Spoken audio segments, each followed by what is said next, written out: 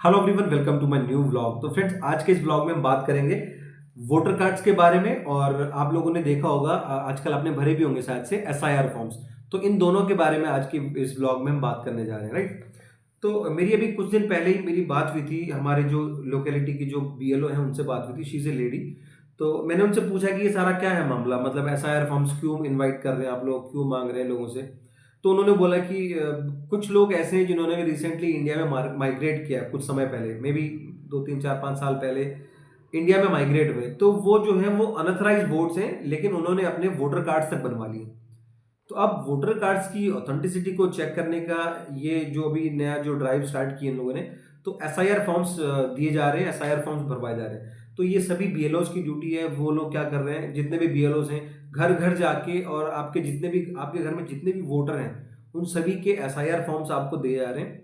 और आपको क्या करना है कि उस एसआईआर फॉर्म के साथ में आपको कुछ सपोर्टिंग डॉक्यूमेंट्स लगा के देने हैं। लाइक अगर आप 87 से मतलब पहले के बॉर्न है, अगर आप 87 से पहले आपका जन्म हुआ है, तो आपको 87 से पहले के कुछ डॉक्यूमेंट्स हैं वो आपको अटैच करने अपने एसआईआर फॉर्म्स के साथ में।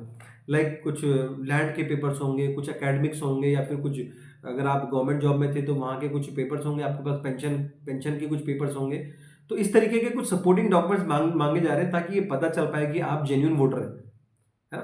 जो लोग अभी माइग्रेट हुए हैं उनके पास तो पुराने डॉक्यूमेंट्स तो आ नहीं सकते, क्योंकि वो इंडिया में थे ही नहीं। तो जो लोग इंडियन सिटीजन हैं उन लोगों की ऑथेंटिसिटी को चेक करने के लिए एसआईआर फॉर्म्स इनवाइट किए जा रहे हैं। और मतलब वोटर्स से बोला जा रहा है कि अपनी डिटेल्स इसमें कंप्लीट कीजिए और लौटाइए इसको बीएलओ को। और जब भी बीएलओ आपके पास इस फॉर्म को लेके आएंगे ना, तो वो आपको 2 कॉपी में देंगे।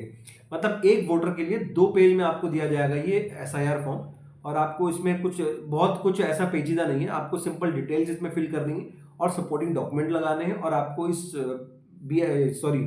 एसआईआर फॉर्म को आपको अपने बीएलओ को लौटाना है। तो लौटाने के टाइम पर बीएलओ आपसे सिर्फ एक कॉपी लेते हैं और एक कॉपी आपको साइन करके लौटा देते हैं। कहने का मतलब है एक कॉपी आपके पास रह जाती है एसआईआर फॉर्म की, और एक कॉपी जो है एसआईआर फॉर्म की वो बीएलओ ले लेते हैं। तो अब ये एसआईआर फॉर्म्स को कंप्लीट करने की इस पूरी ड्राइव की जो लास्ट डेट थी वो 4 दिसंबर थी पहले, लेकिन अभी इसको चेंज करके रिवाइज करके 11th कर दिया शायद से। अब बहुत सारे लोगों का ये मानना है, बहुत सारे वोटर्स का ये मानना है कि भाई हमारे वोटर कार्ड में तो कोई दिक्कत नहीं है, हम तो पहले के हैं, हम क्यों घबराएं, हम क्यों डरें। तो वो लोग सोचते हैं कि हमें कुछ करने की जरूरत नहीं है, भाई हम तो नहीं देंगे फॉर्म, हमारा तो सब कुछ ठीक चल रहा है, हम तो पुराने के हैं। नो डाउट आप पहले के ही हैं, यहाँ पर इंडिया में पहले से रहते हैं, आप बहुत पुराने हैं, यहीं के सिटीजन हैं। लेकिन जो रिक्वायरमेंट है वो हमें फुलफिल करनी पड़ेगी ना। तो इसमें क्या है कि अगर आपने एसआईआर फॉर्म को फिल नहीं किया, सपोर्टिंग डॉक्यूमेंट्स नहीं किए जमा, तो आपका जो वोट है वो हट जाएगा, आपका वोटर लिस्ट में से नाम हट जाएगा, आपका जो वोटर कार्ड है वो इनवैलिड हो जाएगा, कैंसिल हो जाएगा। आप समझ पा रहे हैं मेरी बात को। जहां तक मेरी जानकारी, जहां तक मैं समझ पाया हूँ पूरे इस एपिसोड को, तो मेरी समझ में तो यही आया कि अगर आप अपने जो डॉक्यूमेंट्स हैं वो सबमिट नहीं करते हैं एसआईआर फॉर्म के साथ में, तो आपका जो वोट है वो कैंसिल हो जाएगा और वोटर लिस्ट में से आपका नाम हट जाएगा।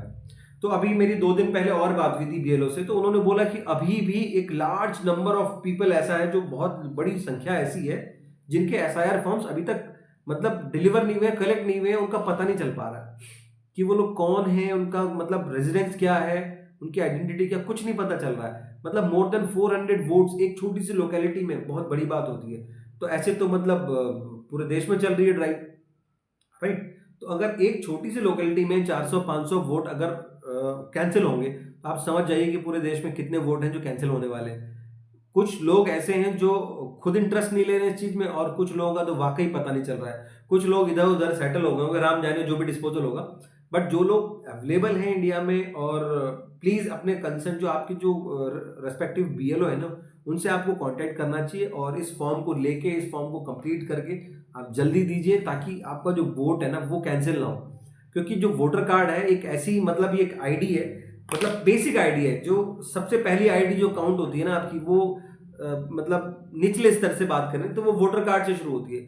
वोटर कार्ड आपके पास है, उसके बाद फिर राशन कार्ड, फिर आपके पास आधार कार्ड, ये तमाम चीजें जो है एक साथ चल रही होती हैं। तो अपने वोटर कार्ड को मत खोइए प्लीज, अपने जो डॉक्यूमेंट्स हैं उनको टाइमली सबमिट कीजिए, ताकि आपका जो वोटर कार्ड है वो अलाइव रह पाए, मतलब कैंसिल ना हो पाए, राइट। एक और चीज है, पहले तो ये डेट 4 तारीख थी, 4 दिसंबर, और अभी इसको जो एक्सटेंड करके 11th कर दिया है। अच्छा, अब देखो प्रॉब्लम क्या है, सबसे बड़ी प्रॉब्लम क्या है कि जब ये कार्ड्स बने थे, जैसे मैं अपनी बात कर रहा हूँ, ये मेरा और मैडम का कार्ड है, तो मैं अपने कार्ड की बात बताता हूँ, और मैडम का कार्ड भी है, प्लस मेरे घर में टोटल जो 6-7 वोट्स हैं ना मेरी पूरी फैमिली के, जितने भी वोटर कार्ड्स हैं सभी में डिटेल्स हैं वो गलत है।